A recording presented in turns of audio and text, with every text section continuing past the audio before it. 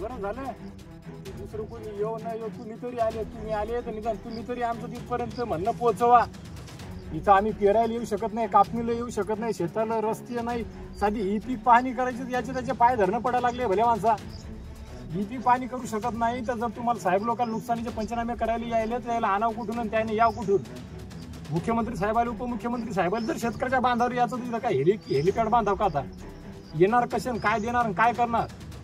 शेताले रस्ते नाही, मालाले भाव नाही. भाव तो सोडा, 2-4 वर्ष झाले ते सोयाबीन फरकाच्या भावच्या यादीत अजून नाव नाही. आणि काय भाव भेटाव?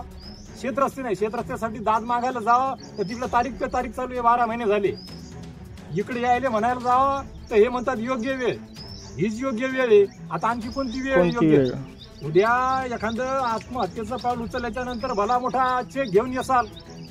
त्याच्यापेक्षा जिवंतपणे आत्ताच काय जो विचार करा, सोक्ष मोक्ष लावा. तुमची हात जोडून विनंती आहे शिंदे साहेब, आपल्या देवाभाऊलाही सांगा, चंद्रशेखर बावनकुळे साहेबांनाही सांगा ना अजित दादांनाही सांगा, हीच ती योग्य वेळ आहे. शेतकऱ्याला शेत रस्ते मालाला भाव या गोष्टी भेटायलाच हव्या. तुमच्याकडून माफक एवढ्याच अपेक्षा आहेत. पाशा पटेलांनी बरोबर सांगितलं, कर्माची फळे भोगा म्हणून, आणि भोगावीच लागणार. कर्म यांनी करायचं, फळं आम्ही भोगायचे. हे काय आमच्यासाठी नवं नाही, आम्ही भोगतच आलेलो आहे. पण तुम्ही आम्हाला शब्द दिलेला आहे, त्याच्यामुळे आमची तुमच्याकडे फक्त माफक एवढीच अपेक्षा आहे की योग्य वेळ आलेली विचार करा.